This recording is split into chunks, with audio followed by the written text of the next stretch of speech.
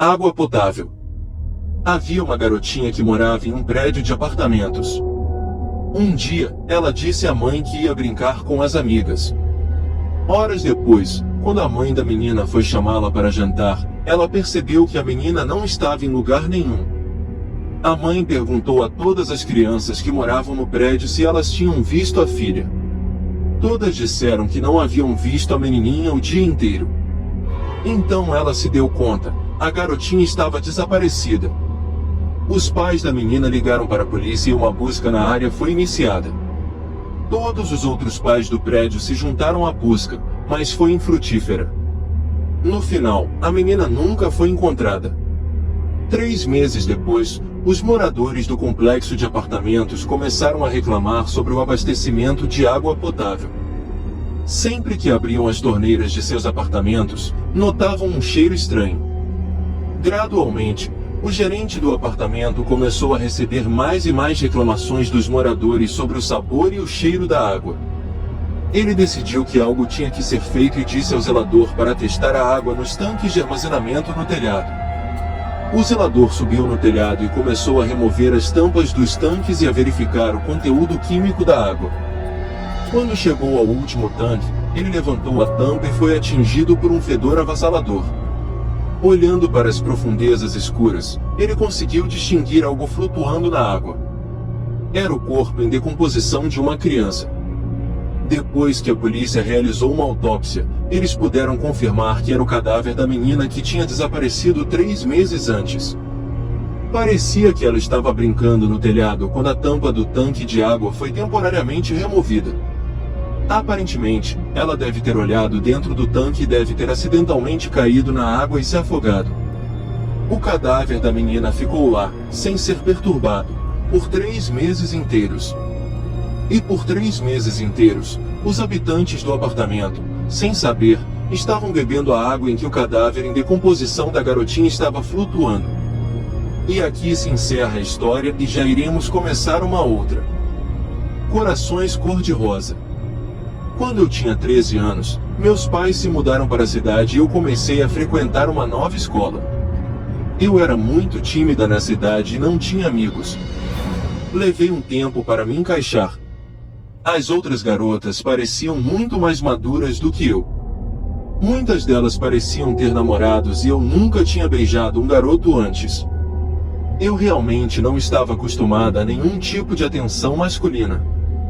Sempre que um cara sorria ou piscava para mim, eu ficava extremamente envergonhada ou convencida de que ele estava fazendo algum tipo de brincadeira comigo. Nunca me achei bonita e não conseguia acreditar que alguém realmente me acharia atraente. Então, um dia, encontrei uma carta no meu armário. Era um pequeno envelope azul, lacrado com um pequeno adesivo de coração cor-de-rosa.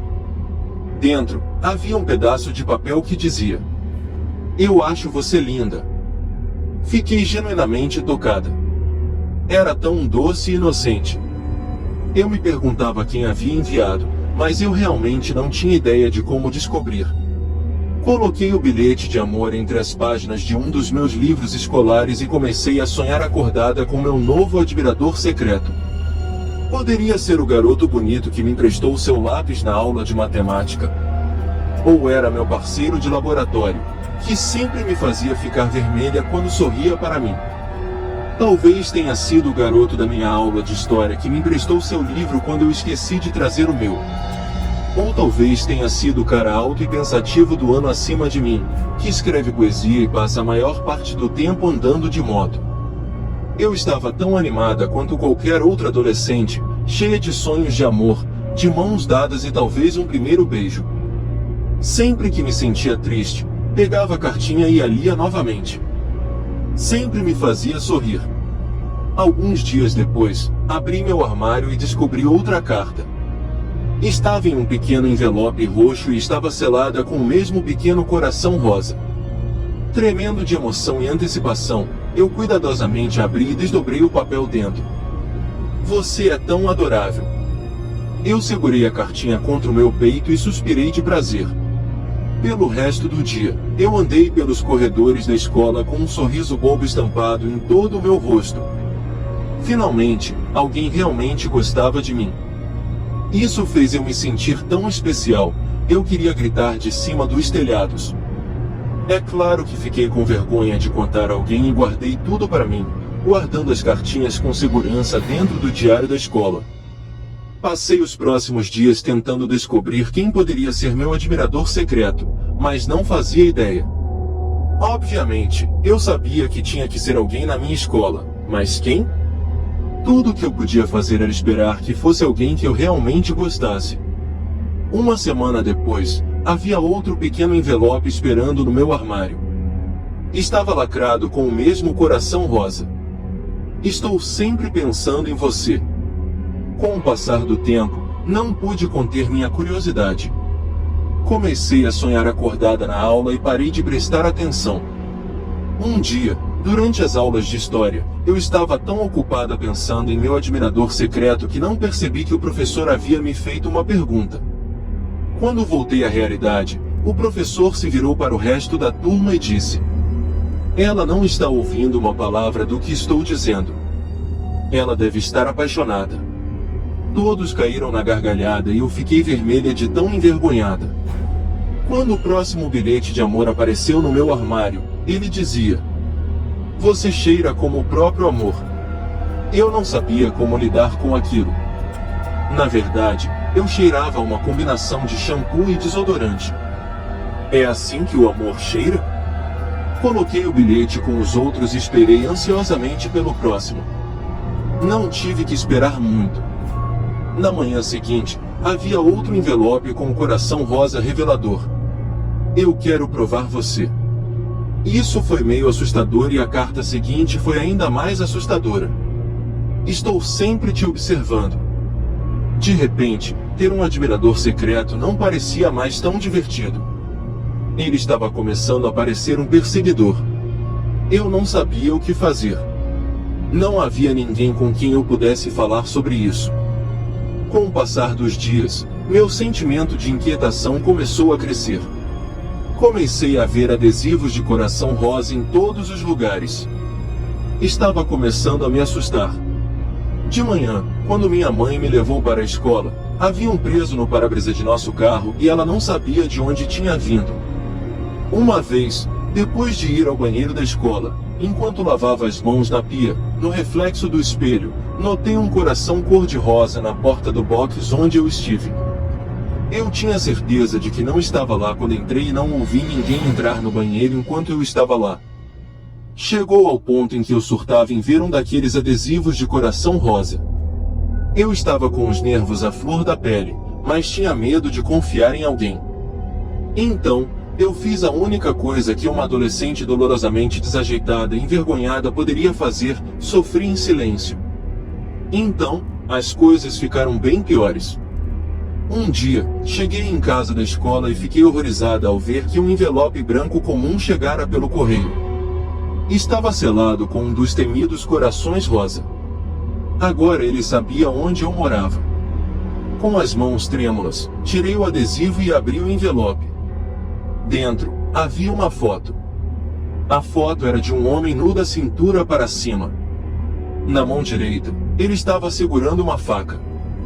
Havia algo escrito que dizia: "Aposto que seu sangue tem gosto de morangos." Eu gritei. Então, notei algo na foto que me encheu de horror.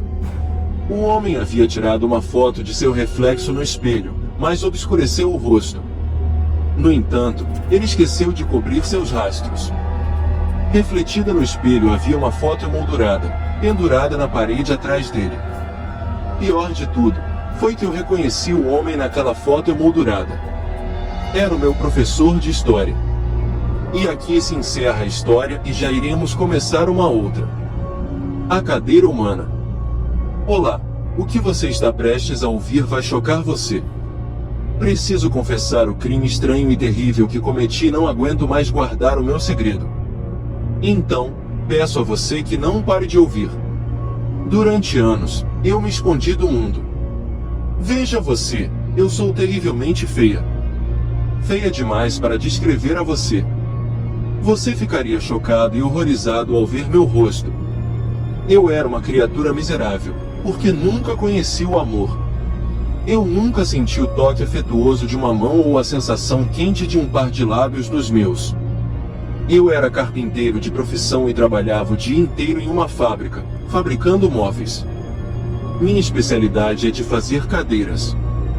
Minhas mãos habilidosas esculpiam a madeira, aparafusavam as peças, modelavam os encostos e os apoios para os braços e faziam os estofados, estofando as almofadas e costurando as cobertas.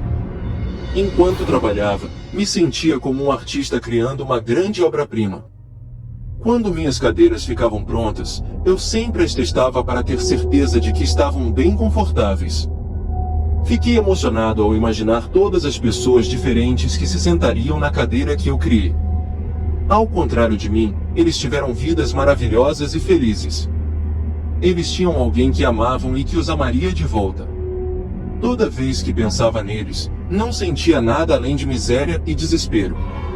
Um dia, eu estava projetando um novo tipo de cadeira e, enquanto trabalhava, uma ideia muito estranha começou a tomar forma em minha mente.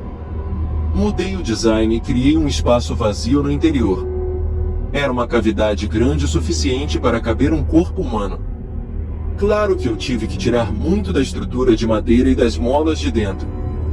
Os joelhos ficariam logo abaixo do assento, a cabeça e a parte superior do corpo, dentro do encosto. Alguém poderia sentar-se dentro da cadeira e ninguém jamais saberia que teria um humano ali. Deixei um pequeno espaço para suprimentos, como alimentos e bebidas, e até incluí um pinico para fazer xixi e cocô. Quando terminei, a cadeira havia se tornado uma casa em miniatura. Tirei minhas roupas e entrei na cadeira. Você pode imaginar como isso foi estranho? Estava bem apertado, mas eu consegui me acostumar depois de um tempo. Eu estava na escuridão completa, mas eu podia ouvir o que estava acontecendo ao meu redor. Ouvi meus colegas andando pela fábrica, procurando por mim. Eles não tinham ideia de que eu estava bem debaixo do nariz deles. Depois de um tempo, alguns entregadores me carregaram em um caminhão e me transportaram para uma loja de móveis. Eles me colocaram em exibição no meio da loja e me deixaram lá. Eu estava perfeitamente escondido e ninguém sabia disso. Eu era como um caranguejo ou uma tartaruga, mas em vez de uma concha, eu tinha minha cadeira. Assim que cheguei, os clientes começaram a testar a cadeira. Não sei dizer quantas partes desconhecidas se sentaram em mim. Alguns deles tinham fundos grandes e gordos como uma água-viva, e outros tinham fundos finos e ossudos como um esqueleto.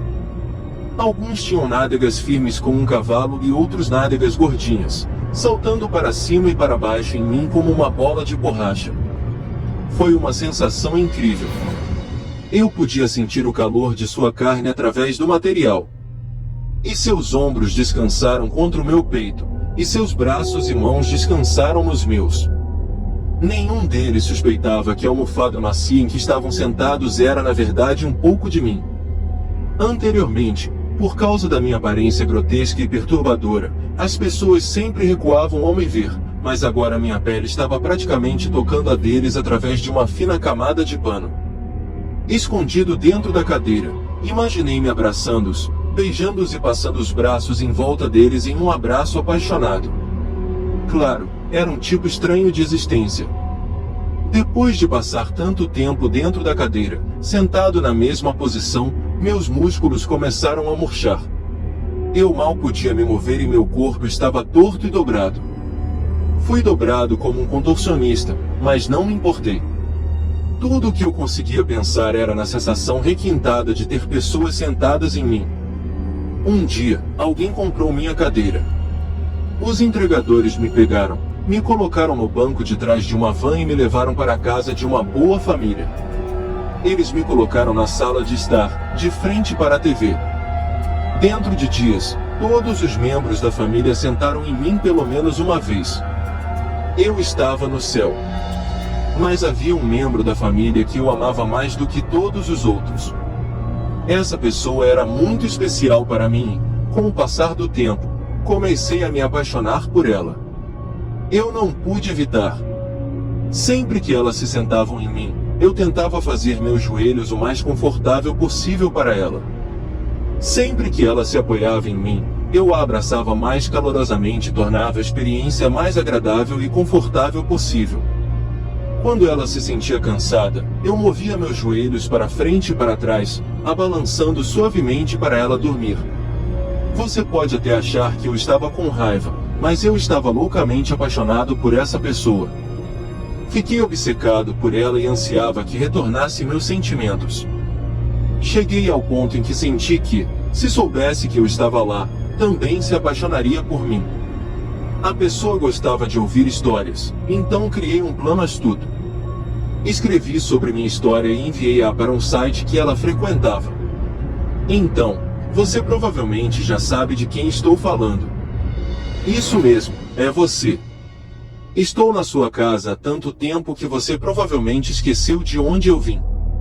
Toda noite, eu me arrasto para fora da cadeira e, sorrateiramente, vou vê-la dormir. Não suporto ficar longe de você por muito tempo.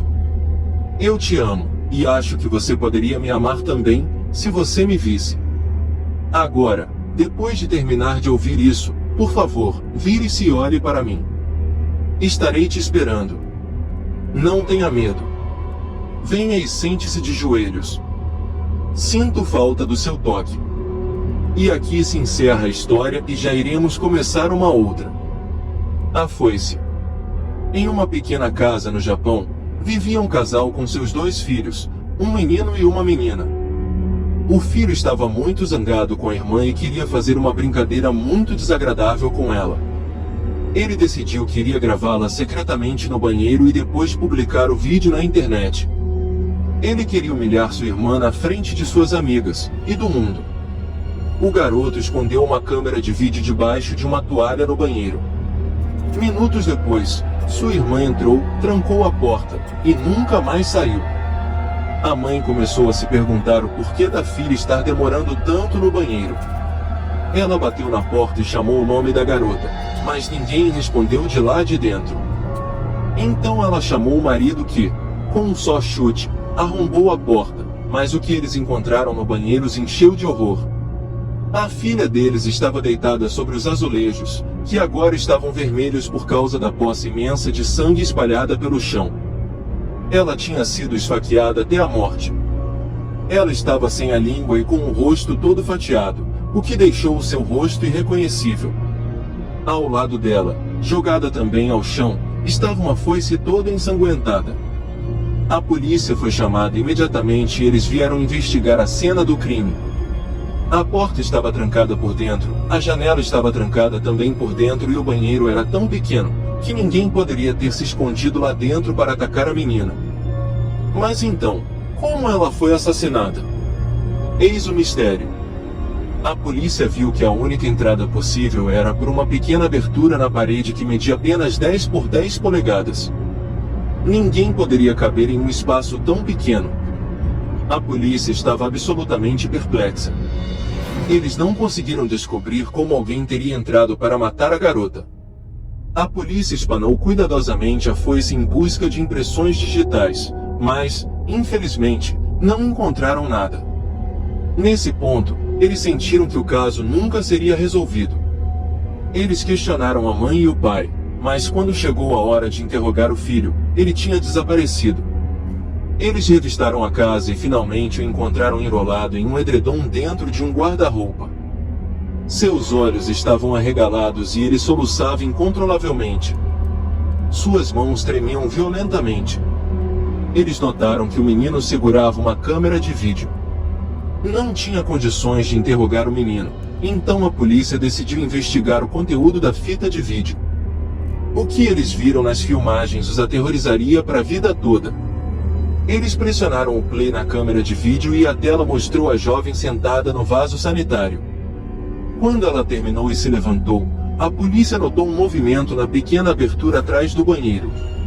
Uma figura minúscula emergiu silenciosamente de lá e estava carregando uma foice. Os policiais mal podiam acreditar no que estavam vendo. A figura media apenas uns 15 centímetros de altura. Aquilo pulou nas costas da garota e, antes que ela pudesse gritar, abriu sua garganta com a foice. Então começou a esfaquear a garota até ela morrer. Mas o horror não acabou. A pequena figura fatiou o rosto da garota e cortou a sua língua fora. Depois, a figura se aproximou da câmera de vídeo. O rosto dela era o de uma velha retorcida e toda enrugada. Ela olhou diretamente para a lente e sussurrou: "Você é o próximo." Então, a pequena figura desapareceu de volta pela pequena abertura, carregando a língua cortada da garota. Depois de assistir a fita de vídeo, os policiais enxugaram as lágrimas dos olhos. Alguns vomitaram no chão e um deles perdeu o controle de suas faculdades mentais e fez cocô nas calças por puro terror. Hoje, o caso permanece sem solução e a pequena mulher nunca foi identificada. A fita de vídeo ainda existe, mas a polícia se recusa a divulgá-la ao público. Ela fica em um armário de provas na delegacia. A polícia chama esse caso de mistério da foice e se recusa a discutir o assunto com a mídia. E aqui se encerra a história e já iremos começar uma outra. Os 7. A história a seguir me foi contada por um amigo japonês meu que disse que havia lido em um jornal. Na verdade, eu não vi o jornal, então não sei se realmente aconteceu ou não. Por favor, ouça e decida por si mesmo. Havia um grupo de amigos adolescentes, 4 meninos e 4 meninas, que frequentavam a mesma escola. Uma noite, eles estavam fazendo uma pequena festa na casa de um dos meninos. Já passava da meia-noite e a conversa logo se transformou em histórias de terror. Os amigos resolveram testar sua coragem indo a um local assombrado. Eles pensaram que seria divertido se assustar explorando um lugar assustador no escuro. Durante anos, eles ouviram histórias sobre uma velha escola abandonada que ficava nos arredores da cidade, pelo menos era o que todo mundo dizia. Nenhum dos adolescentes realmente acreditava em fantasmas, mas eles queriam se assustar, e parecia que a velha escola abandonada era o lugar perfeito para se explorar naquela ocasião. Uma das meninas tinha um carro, então eles dirigiram para a antiga escola e estacionaram do lado de fora. Os 8 amigos decidiram que iriam explorar a escola em pares. O plano era o seguinte: cada dupla andaria pela escola no sentido anti-horário. Levaria cerca de 10 minutos para dar a volta pela construção. O primeiro par começaria e, assim que voltassem, contariam aos outros o que tivessem visto. Então, seria a vez da segunda dupla andar pela escola. O primeiro par, um menino e uma menina, partiu enquanto os 6 adolescentes restantes esperavam dentro do carro. Depois de um tempo, eles começaram a ficar impacientes, pois fazia mais de 20 minutos e os amigos ainda não tinham retornado. Depois de 30 minutos desde que a primeira dupla saiu, os outros se cansaram de esperar. O garoto e a garota seguintes decidiram passear pela escola e procurar seus amigos. Os outros esperaram e esperaram, mas o segundo par também não voltava. Os adolescentes restantes não conseguiam entender o que estava acontecendo. Eles começaram a se perguntar se seus amigos estavam brincando com eles. Fazia quase 1 hora desde a partida do primeiro par e o terceiro menino e menina partiram muito nervosos para tentar encontrar seus amigos desaparecidos, mas eles também nunca mais voltaram. A dupla que ficou para trás estava muito nervosa. A menina começou a chorar e o menino tentou confortá-la como pôde. Então, o garoto disse: "Vou procurar os outros. Se eu não voltar depois de 30 minutos, vá direto para a polícia." Depois que ele saiu, a garota ficou sozinha no frio e no escuro, chorando silenciosamente.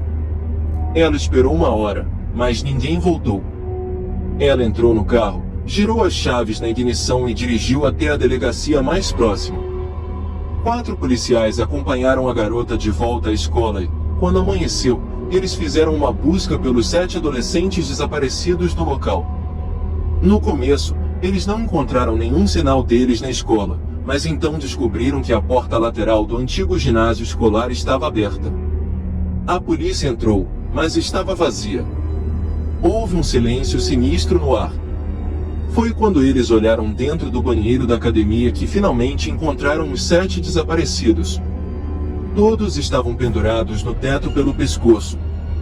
A polícia questionou a garota sobrevivente e ela jurou que estava dizendo a verdade. Os 7 adolescentes foram à escola abandonada para testar sua coragem. eles não tinham motivos para cometer suicídio. No entanto, depois de passar semanas tentando resolver o mistério, a polícia finalmente encerrou o caso, dizendo não terem encontrado nenhuma evidência de que os adolescentes haviam sido assassinados. No final, o incidente foi explicado como um caso de histeria coletiva. A polícia alegou que os 7 adolescentes deveriam estar envolvidos em algum tipo de pacto suicida.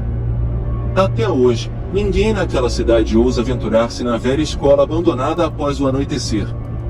E aqui se encerra a história e já iremos começar uma outra. A máscara de Halloween. Havia um garoto chamado Len que amava demais o Halloween. Era seu feriado favorito e ele sempre tentava celebrá-lo em grande estilo. Todo ano, ele economizava dinheiro e comprava a melhor máscara, a melhor roupa, as melhores decorações. Esse ano não foi diferente. Len estava se preparando para ir a uma festa de Halloween na casa de seu amigo. Vestiu um casaco preto desgrenhado, grandes botas pretas e uma capa longa e esvoaçante. Então, ele colocou sua máscara de Halloween e se admirou no espelho. Era a máscara mais assustadora e horrenda que ele já tinha visto. Ele tinha certeza de que todos na festa ficariam aterrorizados quando pusessem os olhos nela. Ele causaria a inveja de todos os seus amigos. Quando Len apareceu na casa de seu amigo, a festa já tinha começado há um tempo. Ele conseguia ouvir o som surdo da música vindo de trás da porta. Ele tocou a campainha e seu amigo atendeu. Ele o cumprimentou e pediu que Len entrasse. O garoto olhou ao redor da sala e viu que algumas pessoas estavam dançando e outras conversando, rindo, bebendo e mordiscando o buffet. Havia bruxas, fantasmas, esqueletos, vampiros e zumbis. Nenhuma das máscaras era muito assustadora. Len tinha certeza de que ele tinha a melhor de todas. Se tivesse um concurso, com certeza dele ganharia de lavada. Ele ficou quieto em um canto esperando que alguém fizesse algum comentário sobre a sua máscara, mas ninguém prestou atenção nele. Ele ficou bastante desapontado. Vagando pela sala, tentou dar a todos uma boa visão da sua horripilante máscara de Halloween. Ele queria que eles tivessem medo. Ele queria causar um rebuliço. Uma garota deu um tapinha no ombro dele e começou a conversar com ele. Ei, de qual personagem é a sua fantasia? Ela perguntou. Len tentou responder, mas ele descobriu que não conseguia mexer a boca. A máscara estava muito apertada. Ele ficou meio que envergonhado, então se virou e foi para a cozinha pegar um copo de ponche de Halloween. Ele tentou tirar a máscara para poder tomar uma bebida, mas ela não se mexeu. Parecia estar grudada no rosto dele. O garoto puxou e esticou, mas ele não conseguiu tirá-la. Len então passou a ficar preocupado. Fazia calor dentro de casa e Len suava demais sob a máscara. Ele precisava tirá-la. Ele precisava tirá-la agora e de qualquer jeito. Agarrando uma faca na gaveta da cozinha, ele entrou no banheiro e trancou a porta. Ele olhou no espelho e começou a arranhar e rasgar a máscara, mas a cada corte que fazia nela, doía ainda mais. Era como se a máscara estivesse firmemente presa à sua pele. Desesperado, ele passou a tirar pequenas tiras de borracha e jogá-las na pia. Gradualmente, uma fila enorme se formou do lado de fora do banheiro e as pessoas começaram a ficar impacientes, batendo na porta e gritando: "O que está acontecendo aí?"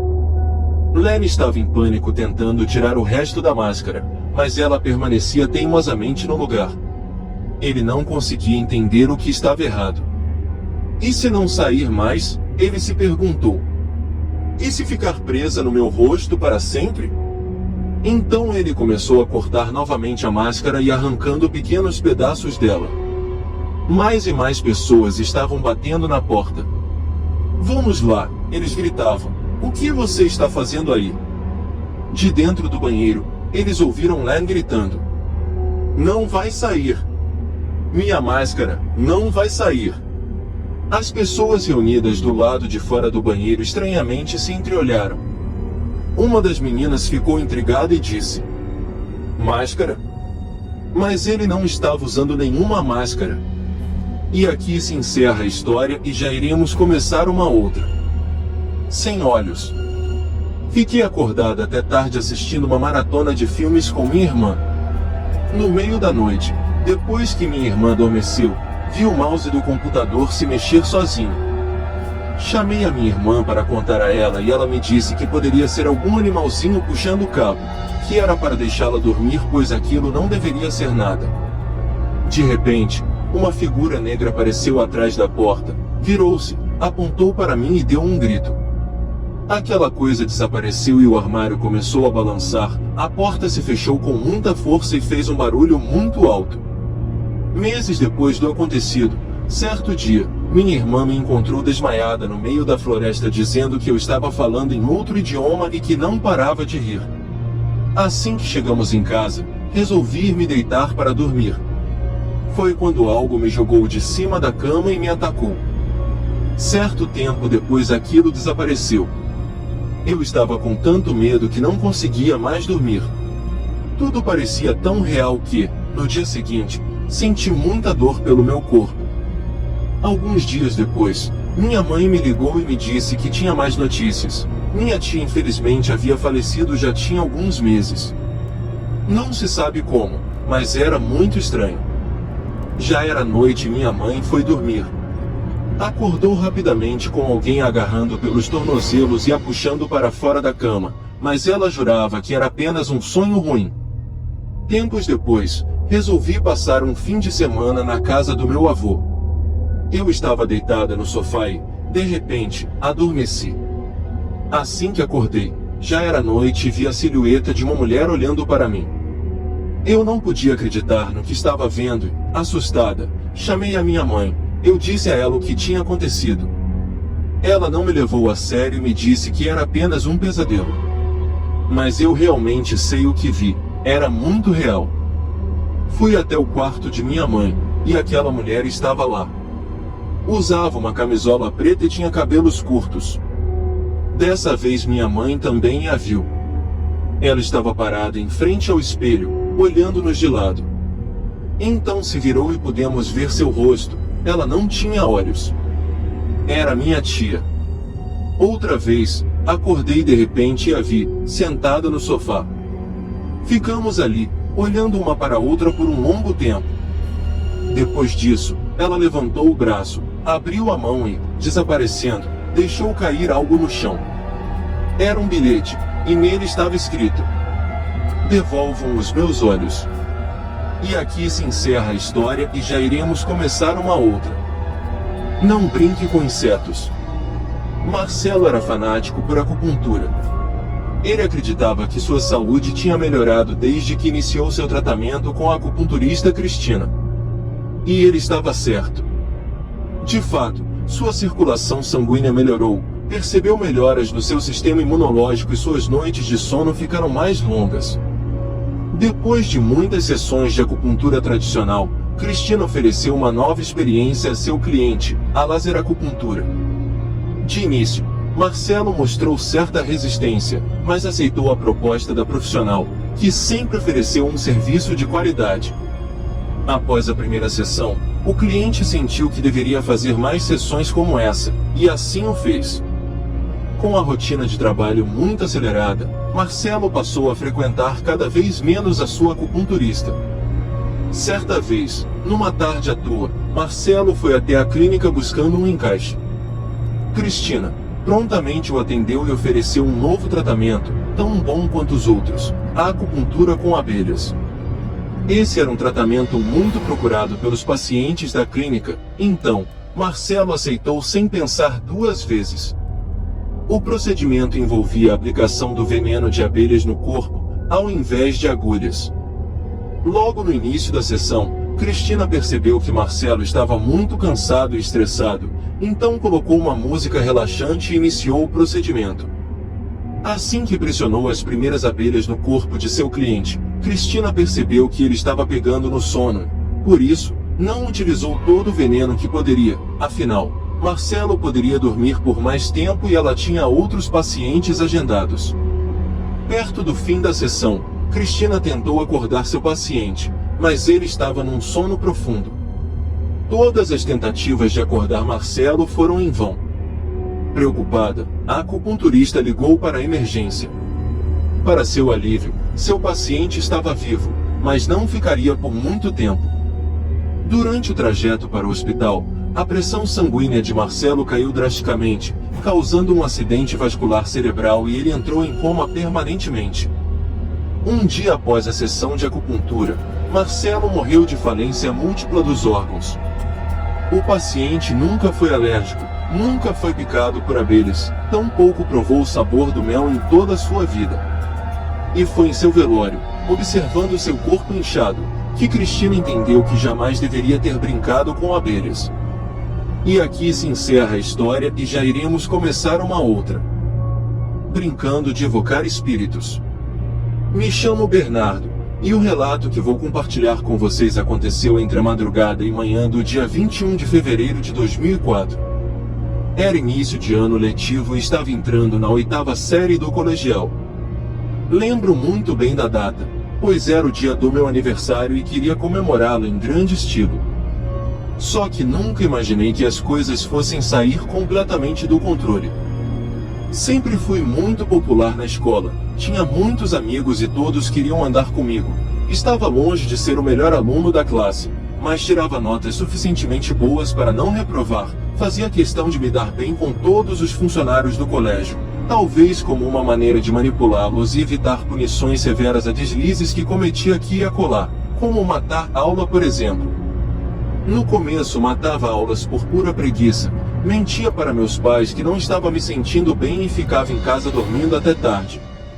Depois de um tempo percebi que faltar aula poderia ser bastante divertido, principalmente depois que conheci Thalita. Thalita era de origem argentina e tinha se mudado para o Brasil ainda pequena. A verdade é que tínhamos uma química tão forte que ela se tornou minha melhor amiga da noite pro dia. Minha mãe a detestava, a olhava como se estivesse olhando para uma barata. O fato dela ter reprovado o último ano do colegial várias vezes, a falta de comprometimento com os estudos e o modo como se vestia também ajudou no julgamento. Por sorte ou azar, começamos a estudar na mesma instituição e mal sabia que aquilo iria significar a minha total ruína. Através dela conheci novas pessoas e comecei a entrar em seu universo paralelo, universo, por assim dizer, sobrenatural. Thalita era viciada em histórias de horror, carnificina, tinha fascínio pela morte em suas mais variadas formas e principalmente por suicídios. O meu aniversário se aproximava e queria comemorar meus 14 anos de uma forma completamente diferente, inusitada. E minha doce Thalita surgiu com a ideia de irmos de madrugada para o cemitério brincar de evocar espíritos.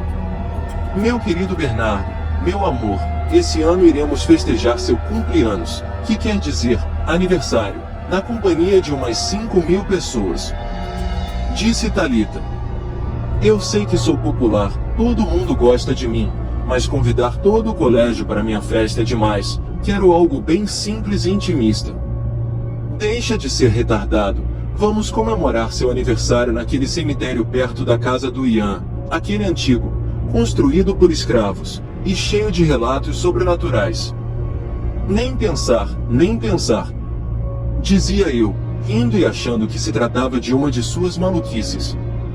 Estava pensando em reunir 7 pessoas, tomar umas cervejas e depois brincar de evocar espíritos com a tábua Ouija que ganhei do meu irmão. Ela está novinha e precisa ser batizada.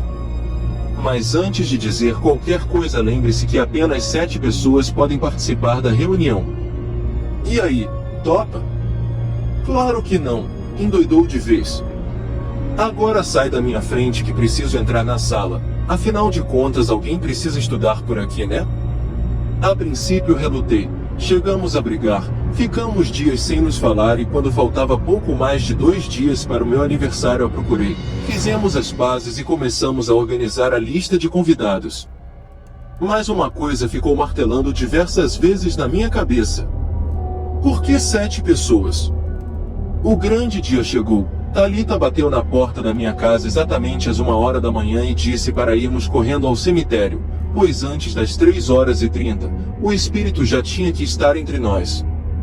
Como sempre muito esperta, Thalita não fez de drogada ao se relacionar intimamente com o segurança do cemitério, por puro interesse claro, e assim conseguimos entrar no local da festa sem dificuldade alguma. Estávamos em 7, Thalita, Ian, Nicole, Lucas, Aline, Nicolas e eu. Apertávamos-nos em cima de uma grande tumba de mármore onde jazia uma família inteira. Mãe, pai e filho. A tumba era bastante conhecida e visitada por se tratar de uma família que foi encontrada morta em 1995. Os corpos foram encontrados dentro do porta-malas de um veículo. O crime nunca foi desvendado. No começo da comemoração bebemos cerveja, vodka, ouvimos música, e Thalita parecia estar mais interessada em ficar com o namorado na guarita do cemitério do que se divertir conosco. Quando o relógio marcou exatamente 3 horas da manhã, ela foi a nosso encontro e gritou bem alto dizendo que precisávamos nos preparar que o show iria começar.